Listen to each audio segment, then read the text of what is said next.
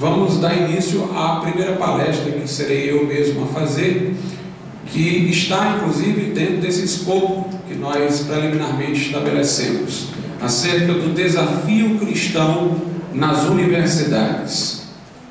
Quando nós falamos em universidade, nós estamos falando de uma invenção cristã. As universidades surgiram na Idade Média. As grandes universidades de Paris, de Oxford, a de Paris, inclusive, por uma influência remota de Carlos Magno, a de Oxford, a de Bolonha, que inclusive foi uma universidade que celebrizou-se no campo do direito, porque lá foi onde existiram os glosadores, pós-glosadores, que retomaram os estudos do direito romano, que foram patriarcas do chamado direito internacional privado. A Universidade de Coimbra, todas elas foram criação da cristandade e foram fruto da evolução das escolas monásticas e episcopais.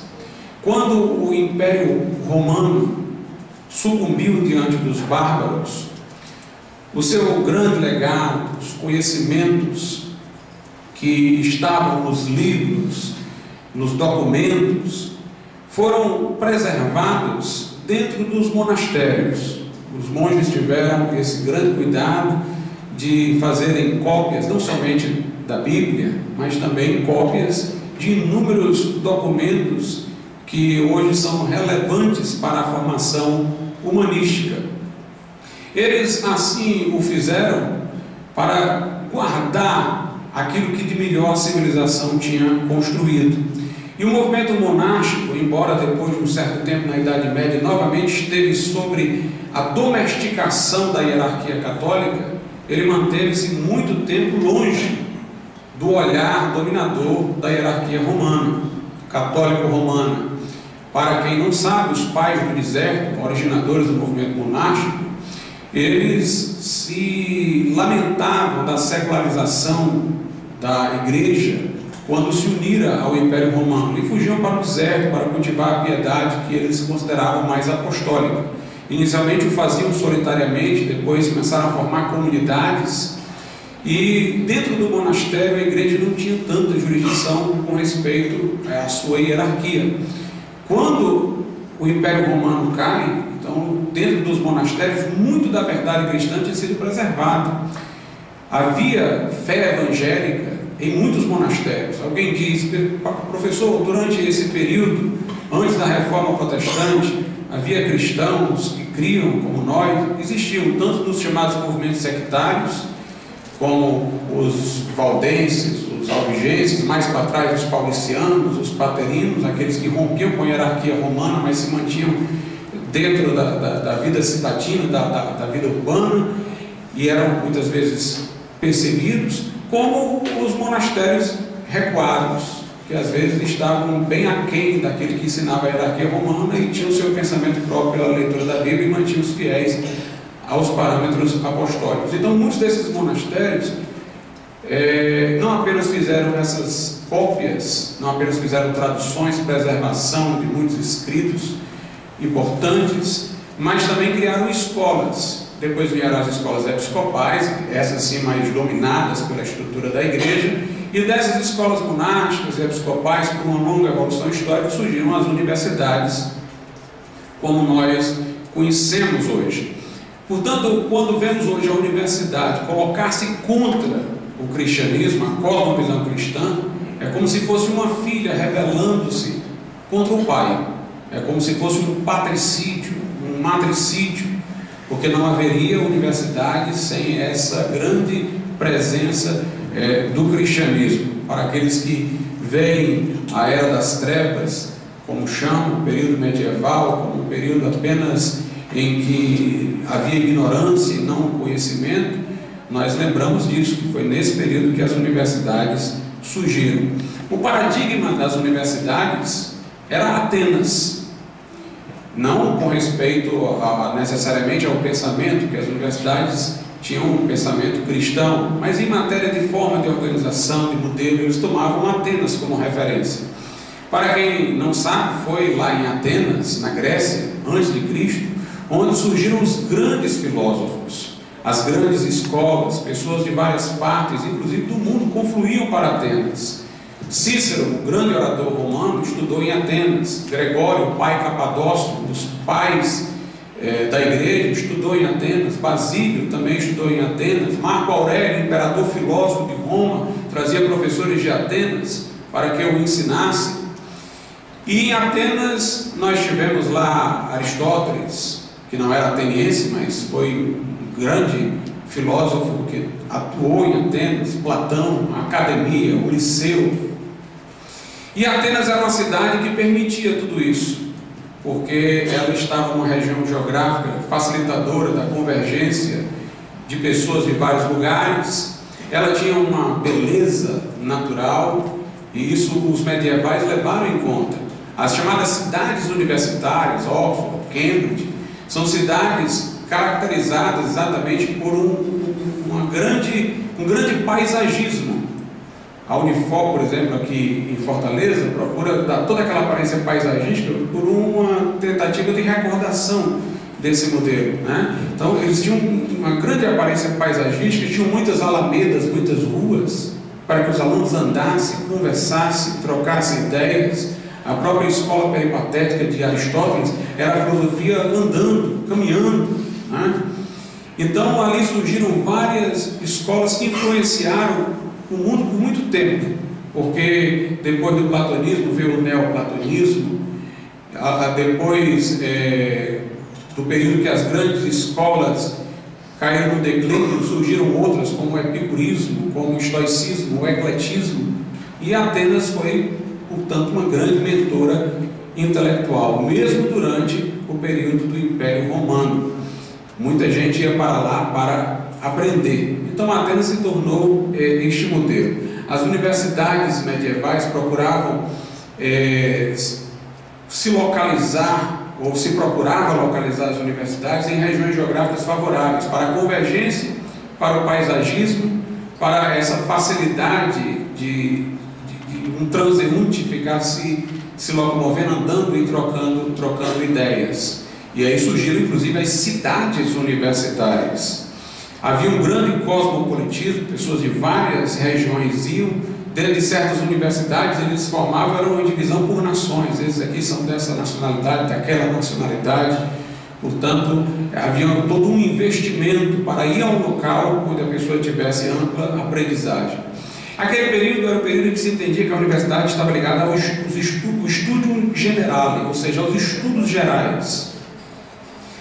A palavra universidade, né, já dá a ideia de unidade na diversidade. Então, acima de tudo, você deveria conhecer princípios gerais das coisas, os princípios básicos da razão especulativa, os princípios básicos da razão prática, a preocupação de conciliar a parte com o todo com a parte, a coerência do pensamento, a composição e a decomposição, ou seja, a síntese e a análise das coisas, a visão das coisas no todo, a visão das coisas a partir das suas partes. E grande parte hoje da falta de profundidade no conhecimento acadêmico decorre de nós termos perdido isso. O que é que eu quero dizer? Naquele tempo as pessoas sabiam o que era definir, sabiam o que era classificar, sabiam o que era distinguir, sabiam o que era raciocinar por analogia. Hoje em dia a pessoa vai dar uma definição, mas ela desconhece o que é definir. Ela não tem técnica de definição, ela não conhece a ideia, por exemplo, aristotélica de definição como uma agregação de uma diferença específica ao gênero. Ela não segue critérios oportunos de classificação. Então esse conhecimento mais básico, que é o que facilita o diálogo, a comunicação, é desconhecido, não aparece hoje na formação, e a pessoa muitas vezes participa de diálogos acadêmicos, mas totalmente desprovida das ferramentas teóricas para torná-lo frutífero. Havia naquele tempo também a dialética. O grande destaque de introdução da dialética nas universidades foi Pedro Abelardo, que tornou-se o campeão da dialética na Universidade de Paris. O estilo de aula com diálogo de tese, antítese e síntese. Sempre havia uma tese, uma contra-tese, um debate para se chegar ao final a uma conclusão. Mas note, para você participar de um debate como esse, você teria que saber distinguir, classificar, saberia o que era compor, decompor, fazer síntese, fazer análise. Por isso tinha o estudo do trívio, que envolvia gramática, retórica, lógica, preparatório para que a pessoa estivesse habilitada a participar dessa arte dialética. É curioso que na modernidade as aulas passaram a ser dessa maneira semelhante ao que está espelhado aqui. Eu falando, várias pessoas sentadas ouvindo. Por quê? Porque o paradigma da modernidade foi a demonstração. O conhecimento válido era aquele conhecimento que pudesse ser demonstrado de modo inequívoco, trazido à evidência. O conhecimento válido era aquele que se mostrasse a razão de uma forma clara e distinta, como disse René Descartes. Então o professor deveria ser capaz de fazer uma demonstração que tornava a coisa sem polêmica. Então a aula passava a ser um monólogo, as pessoas assistindo o que o professor dizia, fazer demonstrações. Como disse Perlman, nesse momento aí, só se ficara com o conhecimento demonstrativo e deixara-se de lado o conhecimento persuasivo. Inclusive, aqueles conhecimentos que não se submetiam à possibilidade de demonstração ficaram relegados às chamadas humanidades, mas não ganhavam o título propriamente de ciência. Depois nós tivemos uma revolta contra esse paradigma da modernidade. Só que a gente ouve falar hoje de necessidade de novos métodos, pedagogia da autonomia, Paulo Freire, participação e tal, mas não tem nada a ver a forma como isso acontece hoje com a forma como acontecia no período medieval nas universidades cristãs. Porque hoje o que se valoriza é falar por falar. É mais, parece, uma coisa relacionada à carência da pessoa, para não ficar só ouvindo, não se sentir pequena. Você tem que falar, dar a sua opinião. Então pode ser a coisa mais boba que ela for falar, mas é importante que ela fale, é importante que ela diga, que ela seja valorizada porque falou. E tem uma coisa, o professor não pode dizer que ela está absolutamente errada, deve ter alguma coisa certa, ele deve procurar ver alguma coisa certa no que ela está dizendo. É uma questão mais de subjetividade. Então valoriza-se a participação, mas sem um critério de verdade, sem um critério de lógica que possa ferir. É mais uma terapia psicológica do que propriamente uma busca da verdade. Mas na Idade Média não. Como eu disse, havia a preparação na gramática, na retórica, na lógica, para a pessoa saber classificar, definir, ou seja, argumentar de maneira participativa. Quando ela aprendia o trívio, ela aprendia mais de uma forma passiva, realmente, recebendo a informação, para depois ela conhecer a arte da dialética e participar. Sendo que a participação deveria ser lúcida, na busca da verdade. Havia o certo e o errado, havia a correção do pensamento, havia toda essa preocupação naquele período medieval. A gente vê como muita coisa mudou e não parece ter mudado para melhor no âmbito universitário, quando a gente vê a Idade Média. Veja só, o período que se julgava que seria um período de autoritarismo, de restrição e coisa desse tipo, que notadamente havia noutros aspectos da coisa, mas dentro da universidade o modelo era extremamente dialético, participativo, os grandes debates aconteciam sobre temas metafísicos os mais difíceis. Hoje em dia, se eu colocar um tema bem metafísico para discussão, vai logo aparecer alguém dizendo: mas de que é que vale isso aí? Qual é a praticidade? O que é que isso serve? Não vamos debater isso não.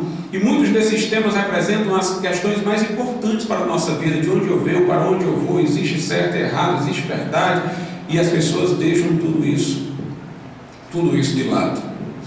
A Reforma Protestante teve uma grande ligação com a vida universitária. É só examinar quem foram os precursores da Reforma. John Wycliffe foi um precursor da Reforma. Ele era professor da Universidade de Oxford.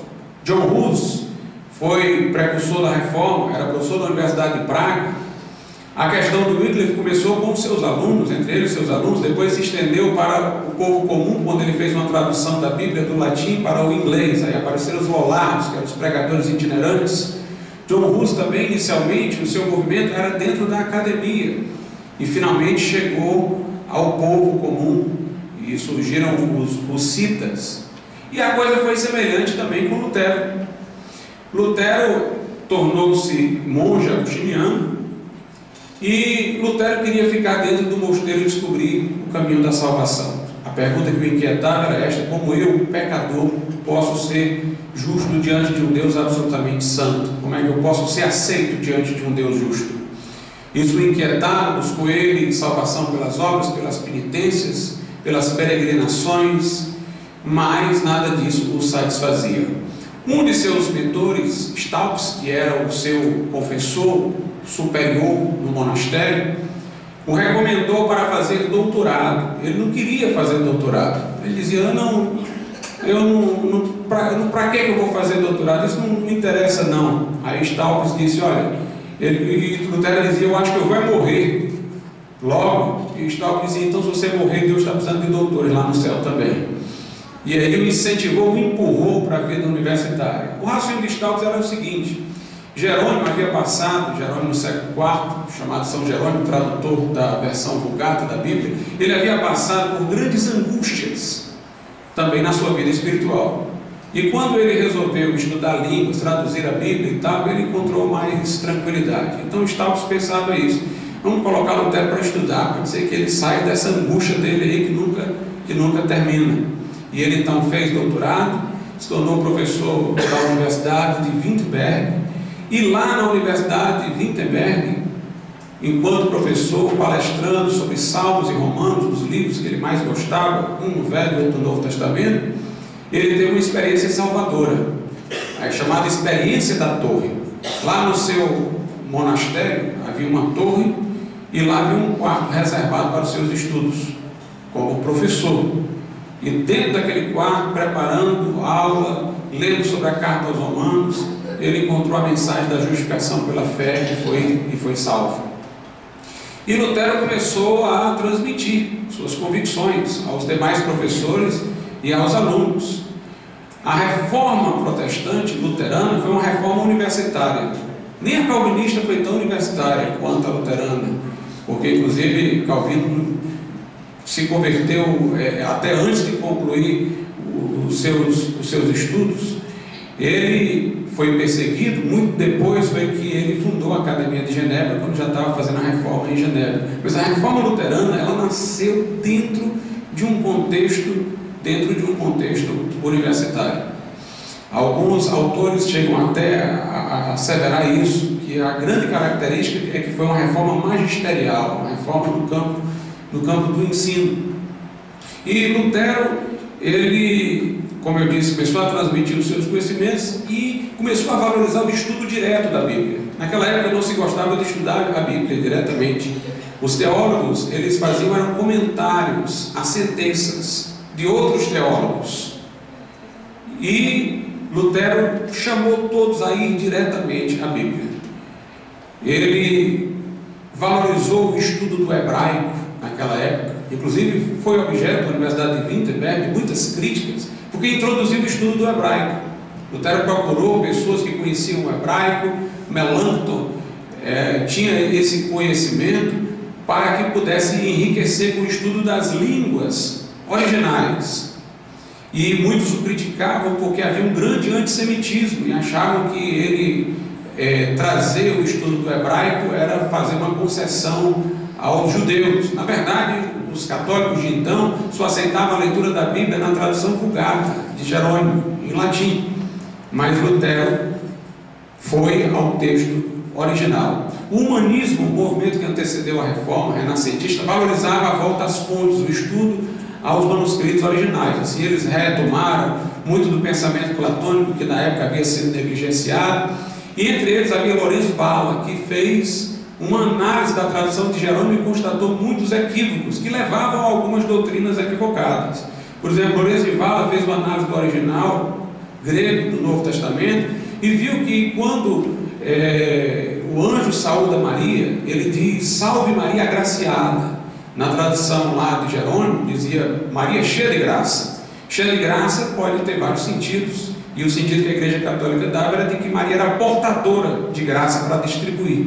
Mas se você entender o sentido original, agraciada, então ela estava recebendo, era um favor de Deus. ela não tinha mérito para ter aquele privilégio, como nenhum de nós temos mérito sequer para a nossa salvação, mas Deus lhe estava sendo gracioso, lhe dando aquela oportunidade de trazer no ventre o Filho de Deus encarnado. Nós percebemos que outra tradução também estava equivocada, onde dizia arrependimento, trazia fazer penitência. E aí Lourenço Bala descobriu que o termo certo era arrependimento. Muitas das críticas que Lourenço Bala fez à tradução de Jerônimo, hoje a própria Igreja Católica reconhece. Mas Lutero levou isso em conta e voltou aos originais. Houve uma reforma curricular na Universidade de Wittenberg, no curso de teologia. Quando Lutero fixou as 95 teses, ele as fixou na porta da igreja do castelo de Wittenberg em latim. Alguém tomou, traduziu e imprimiu em grande quantidade no alemão. Mas o objetivo dele era discutir aquelas teses com os universitários. As 95 teses, elas foram elaboradas na forma como teses eram feitas na época para serem discutidas dentro da vida acadêmica. Mas ao mesmo tempo, Lutero valorizava muito o homem comum, conforme nós vamos ver mais adiante nessa palestra. O que é que nós percebemos hoje? É que a universidade de hoje ela perdeu os estudos gerais. Valoriza-se muito pouco os princípios básicos da lógica, da não contradição, da identidade, do terceiro excluído. Valoriza-se muito pouco os princípios elementares da chamada razão prática. A lealdade é um princípio da razão prática. Se alguém negar que o princípio da lealdade é válido, que a lealdade seja um valor absoluto e universal, então a gente não pode acreditar em nada do que ele fala. Nem a promessa que ele faça se pode acreditar, se ele não presumir que lealdade seja um valor básico. Então, existem valores sem os quais não é possível nenhum discurso moral, como há valores sem os quais não é possível nenhum discurso acerca da verdade. Então, hoje em dia, os princípios básicos, não só os gerais, mas os de cada ciência, têm sido negligenciados. E o estudo tem sido um estudo muito empiricista. Nós temos visto hoje uma crescente especialização e uma perda do critério de unidade. Se fala muito em interdisciplinaridade, mas como é que se vai ter interdisciplinaridade sem critérios universais que possam criar o elemento de comunicação de uma ciência com a outra? Seria uma interdisciplinaridade costurada, remendada? Como poderia ser? Nós vemos hoje, por exemplo, o estilo de aulas também, como eu disse, mais psicologizadas, em vez de termos a arte dialética à procura da verdade. E uma coisa importante que eu quero dizer é a proximidade que devemos ter na universidade, que hoje não temos, com o senso comum. Com o senso comum. Vejam só, na época de Lutero, a Bíblia era tida como um livro esotérico. Ninguém sabia a Bíblia, exceto os padres da hierarquia católica, eles é que poderiam interpretá-las. Ela era mantida em latim para o vulgo não ter acesso. As interpretações que se faziam da Bíblia eram extremamente alegóricas, difíceis. Ninguém chegaria àquelas conclusões por uma leitura sozinho. E Lutero criticou o método alegórico, essas interpretações mirabolantes, defendeu a perspicuidade, a clareza das Escrituras. Jesus falou não de maneira que não quisesse que conhecêssemos, ou que tivéssemos entre ele e nós alguém que fizesse a interpretação do que ele estava dizendo. Ele falou de maneira que nós pudéssemos interpretá-lo, como toda a Bíblia foi escrita de maneira que a pudéssemos interpretar. Então ele defendeu a clareza das Escrituras nesse sentido. Não é a clareza no sentido de que você fica só com a interpretação literal, não. Senão, Lutero não teria admitido as interpretações daquelas passagens que notadamente Jesus quis falar de modo figurado. Mas é que você vai entender que a figuração, onde Jesus deixa claro, os apóstolos deixam claro que estão usando figuras, mas você não vai impor um sentido figurativo que o texto não expõe para fazer uma interpretação mirabolante, esdrúxula. Então ele valorizou a clareza das Escrituras e achou que o homem comum poderia interpretá-la tanto quanto o teólogo. Lutero era monge, andava com as mãos aqui dentro da roupa, com a partezinha aqui de cima puxada, que era para não olhar para a mulher, que era assim que os monges andavam, e sem olhar para a direita e para a esquerda. Mas ele nessa posição andava muito. A visão que tem de Lutero assim mais forte, mais gordo, é quando ele já tinha deixado de ser monge, era um reformador. O Lutero monge era só o palitinho, porque ele caminhava muito, andava muito, em peregrinações, em incumbências de sua ordem, e nessas caminhadas, ele ia andando e ouvindo o homem comum. Ele não olhava, porque não podia olhar, mas ele ouvia. Então por isso que ele valorizou muito a palavra, em vez do visual. Ele ouvia o que é que o homem comum dizia, o que é que o camponês dizia, o que é que a cozinheira dizia. E ele procurou fazer uma tradução da Bíblia a mais próxima do homem comum, para que o homem comum compreendesse. Ele queria pôr a Bíblia na mão do homem comum. E essa foi toda a ideia da reforma, do livre exame das Sagradas Escrituras. Ou seja, o conhecimento do teólogo existe, mas ele é para ajudar aquilo que o homem comum já percebe. Ou seja, eu não me aventuro como teólogo a dizer que eu conheço da Bíblia o que o homem comum não possa conhecer, mas eu devo pegar o que o crente comum conhece e não tem palavras mais sistemáticas para dizer, e ajudá-lo a traduzir em termos mais sistemáticos. Então, a teologia deve ser vista não como uma casta de privilegiados que tem acesso a um sentido que o homem comum não tem. Isso divorciaria o seminário da igreja. O seminário é um intérprete da igreja, como disse Calbart. Os teólogos devem ser intérpretes do que a igreja crê e confessa. Portanto, devem ajudar a traduzir o que o homem comum, cristão comum, compreende num discurso dentro do âmbito acadêmico. Mas há uma linha de continuidade, de aprofundamento, de tradução, mas de continuidade. Tanto que lá na Escócia, os filósofos protestantes, calvinistas, eles eram os filósofos do senso comum, como Thomas Reid, valorizavam o senso comum, a compreensão do homem comum. Então, nós devemos ser, como disse Chesterton, como poetas. O poeta é aquele que ajuda o homem comum a dizer o que ele sabe, mas não sabe como dizer. E não devemos ser, como diz o Chesterton, entre aspas, os intelectuais, aqueles que falam como se eles pudessem ver coisas que o homem comum não vê. Então, a verdadeira ciência, ela tem uma linha de continuidade com o senso comum. Eu sempre tenho dito que Jesus procurou a linguagem do homem comum. É interessante uma coisa, que Platão tinha os discursos esotéricos com S e esotérico com X. Esotérico com S, que vem de oculto, né? Era aquele que ele tinha só com seus discípulos. Ele dizia, isso aqui, se eu falar para o homem comum, ele corrompe. E os esotéricos com X, aquele que ele escreveu, deixou para o povo ler. Os escritos que nós temos são os diálogos esotéricos com X, não os esotéricos com S. Jesus poderia ser apresentado como alguém que seguiu Platão. Afinal de contas, ele contou a parábola para o homem comum, ou para o homem comum, e interpretou-a apenas para os seus apóstolos, né? Mas sendo que a Bíblia registra hoje tanto a parábola que ele contou como a interpretação que ele deu. Então, no final das contas, ele queria que todos nós conhecêssemos a partir de um determinado momento.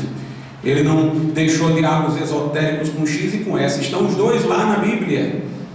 E quando nós percebemos as parábolas de Jesus, nós percebemos como ele queria que no final fosse compreendido o que ele dizia. Porque ele usou ilustrações do homem comum, a semente, uma festa, um banquete, um pastor com a ovelha. Vá ler aí um livro de budista, para você ver a linguagem esotérica, abstrata. Só os iniciados entendem aquilo ali. Jesus não falou para os iniciados, ele falou para o homem comum. Ele desceu. É o princípio da condescendência que Calvino diz nas Institutas. Deus desce a nós. Ele fala a nossa linguagem porque ele quer ser compreendido. E da mesma forma, nós acreditamos que o homem comum, por exemplo, aprende muitas coisas. O homem comum sabe quando é que vai chover pela forma de ação das formigas. Ele não sabe o porquê, mas ele descobriu isso. Ele sabe que quando o céu está cinzento, as nuvens estão cinzentas, deve haver chuva. Na verdade, o que o cientista vai descobrir é a explicação mais profunda disso daí, mas que não nega, não suprime isso daí que foi dito. Tem uma linha de continuidade, exatamente porque hoje os universitários querem ter um discurso longe do senso comum. Há uma pedância universitária hoje. Não, nós temos que nos distinguir absolutamente do senso comum. para mostrar que a pessoa tem que entrar na universidade. Há um desdém para com o homem simples, como se ele não conhecesse. Somos nós que conhecemos. Então, esse distanciamento foi sendo cada dia mais aumentado. Tão aumentado que tem hora que você vai falar com o intelectual, você pensa que ele vive em outro mundo. Parece que ele está cego para ver as coisas mais evidentes. Mais evidentes. A ideologia de gênero é um exemplo. Se um homem disser que é mulher, é mulher. Se uma mulher disser que é homem, é homem. Cada um se autodesigna e se torna. Se você prestar bem atenção, se isso for levado em conta, então aquele Cristo ali do sul do país é Jesus Cristo, porque ele diz que é. Tem que ser respeitado, se for assim. Então, aquele cidadão que quando eu era criança ficava lá na Avenida Bezerra de Menezes se locomovendo como se fosse um carrinho, ele pensava que era um carro, era louco, ele tinha que ser emplacado. Dessa maneira, nós poderíamos concluir então que um homem que se designa mulher tem direito de competir nas Olimpíadas como se fosse mulher. Vai ter uma enorme vantagem que ninguém vai aceitar sobre as outras mulheres. Quando a gente vê as implicações disso, a gente vê que não tem sentido. Não tem sentido nem pelo aspecto biológico e nem tem sentido pela organização da vida social, porque as implicações seriam deletérias. Mas o homem é aquela história. Ele tem um desejo pela verdade. Aristóteles disse isso, e até Calvino, que aprofundou a ênfase na corrupção do ser humano, diz que o homem mesmo caído, ele tem um desejo natural pela verdade. Ele deseja a verdade, mas ele é caído. Então ele quer conhecer a verdade, mas ele não quer aceitar todas as implicações da verdade.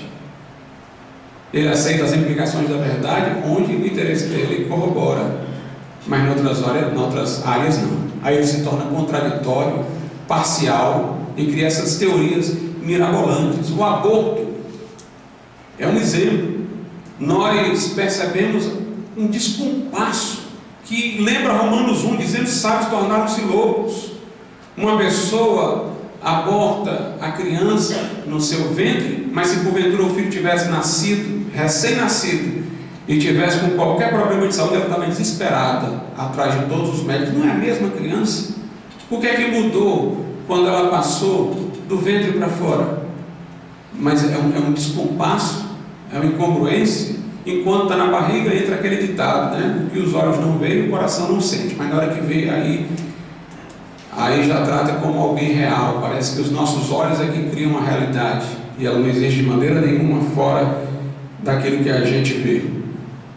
Nós percebemos que inúmeros conceitos hoje estão completamente longe do senso comum. É um verdadeiro autismo intelectual. Um verdadeiro autismo intelectual. A lei natural, moral, escrita no coração do homem, conforme Romanos capítulo de número 2, tem sido negada por muita gente. Mas há uma lei natural, um direito natural, inscrito no nosso íntimo. E nós podemos perceber isso daí no exemplo que eu dei acerca do princípio da lealdade. Há certas coisas que tornam qualquer discurso moral autocontraditório, sem essas premissas morais serem reconhecidas. Nós temos lá na Faculdade de Direito a Sociedade de Direito Natural, que estuda sobre isso. Passando esse sábado no outro pela manhã, nós vamos ter uma reunião lá, é aberto, todos são convidados. Por outro lado, nós percebemos muita gente que defende uma evolução casual, um Big Bang, sem mentor, que trouxe esse mundo à tona. Mas até Darwin reconheceu que o olho humano, por exemplo, ele, para existir, precisaria de um agregado tão grande de coincidências sincrônicas, que ele mesmo admitiu: é um embaraço para a minha teoria da evolução. Nós temos entre os evangélicos hoje Marcos Eberlin, que é um grande amigo meu, a defesa da teoria do design inteligente, a ordem do mundo, a sincronia, a sinfonia fina, a harmonia. Mostra-nos que há um mentor, há um criador. E eu também aconselho todos a se associarem à sociedade do design inteligente. Nós vemos que os pressupostos da ciência requerem convicções que só são conciliáveis com a nossa visão cristã de mundo. Se o cientista natural procura leis, regularidades, procura fórmulas matemáticas para explicar a realidade, assevera que a linguagem com que Deus fez o mundo é a matemática, se ele reconhece essa ordem, ele presume uma racionalidade do universo com a qual sua racionalidade vai se encontrar, então só tem sentido isso se houver um projetista.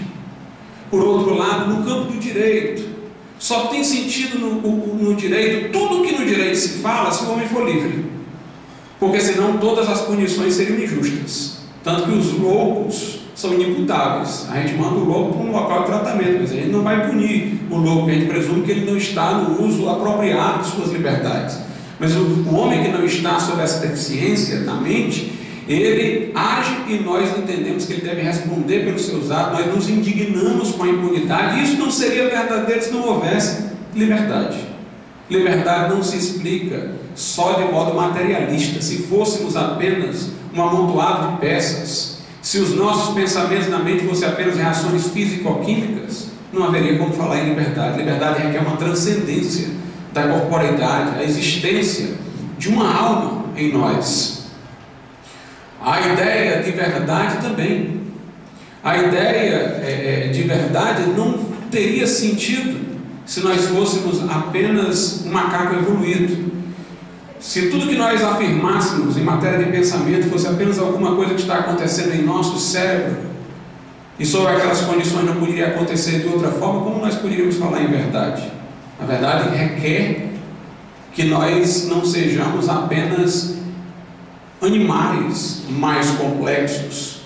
Senão poderíamos dizer, quem sabe amanhã a gente evolui mais, nossa mente fica ainda mais complexa, e amanhã o que se dirá que é verdade não é verdade hoje. O conceito de verdade como adequação, muito embora tenha sido muito criticado ultimamente, verdade de uma proposição requer uma adequação à realidade, não necessariamente uma correspondência de representação, mas uma adequação, uma conformidade com o real. Esse conceito, muito embora tenha sido muito criticado, ele é inescapável. Por exemplo, Heidegger dizia que verdade era desocultação. A maneira como uma coisa se me apresenta, se desoculta, é a sua verdade. Outros dizem que a verdade é o consenso sobre os fatos. Mas se você tirar aí verdade desses fatos, verdade daquilo, e pegar o conceito genérico de verdade, eles estão dizendo que verdade é adequação. Um está dizendo que verdade é o que se adequa à autorrevelação de alguma coisa, e o outro está dizendo que a verdade é o consenso.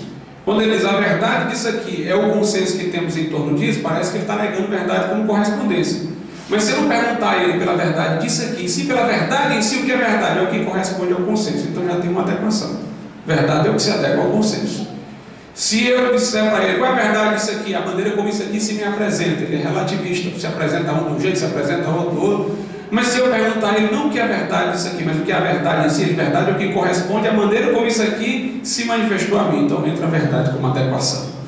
Se você escapa dela aqui, você não escapa lá em cima, porque é um conceito inevitável.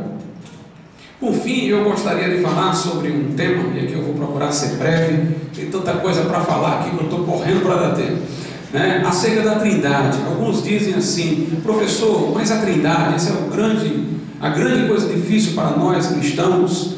Nós aceitamos um Deus triuno, as pessoas acham que isso é alógico, é contrário, é contraditório.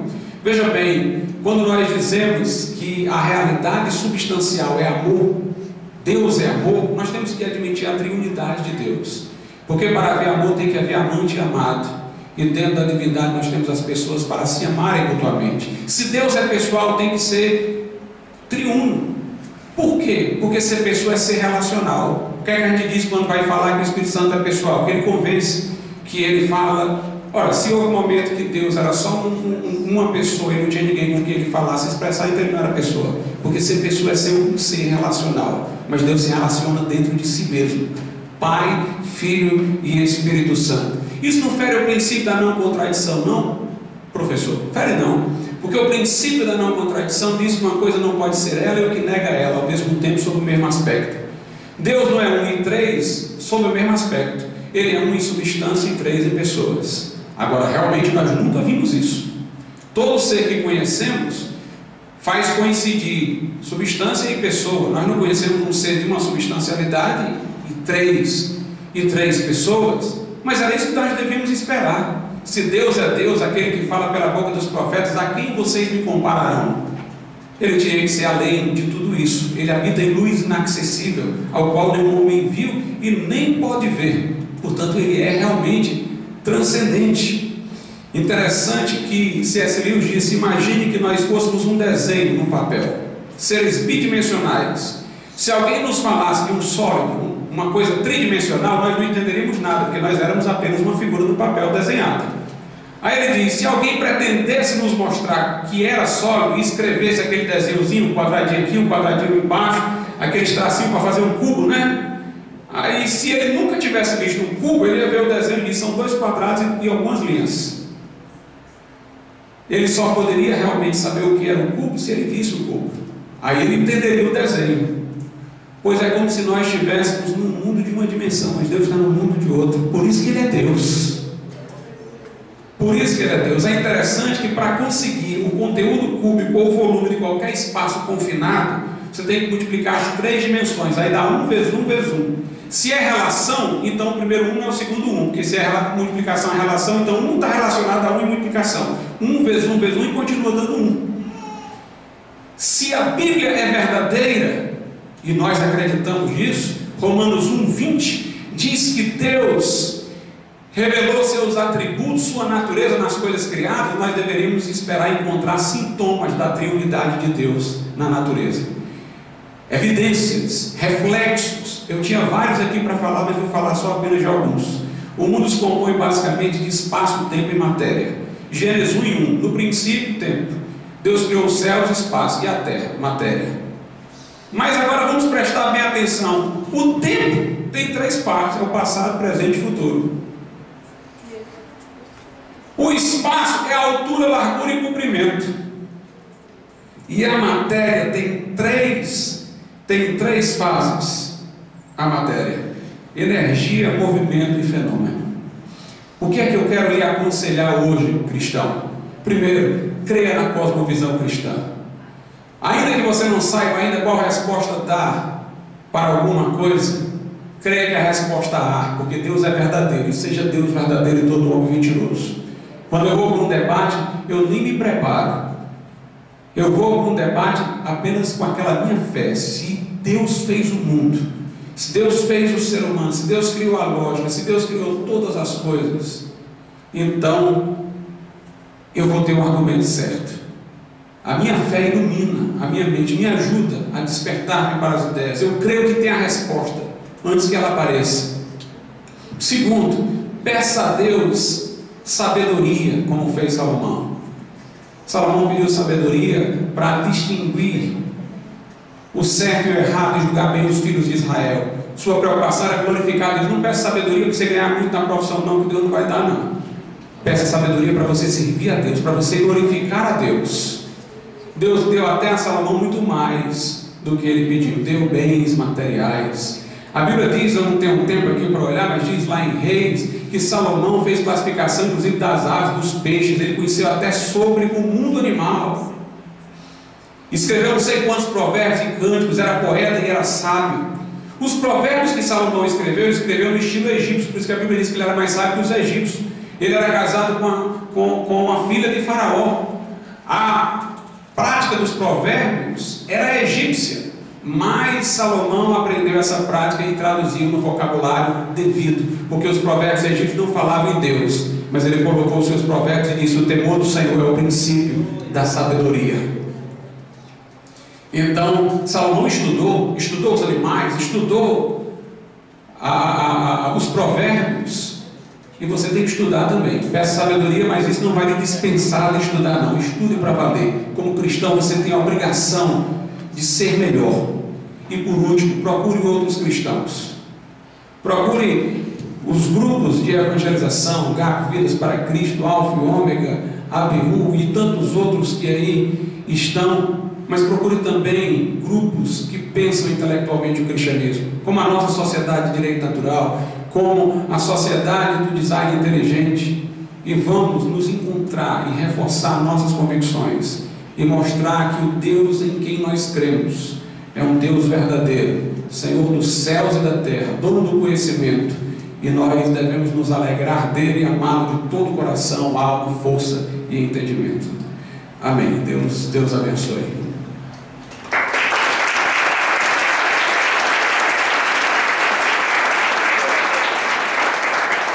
Vou convidar o irmão Rogério para fazer a apresentação do palestrante agora em seguida.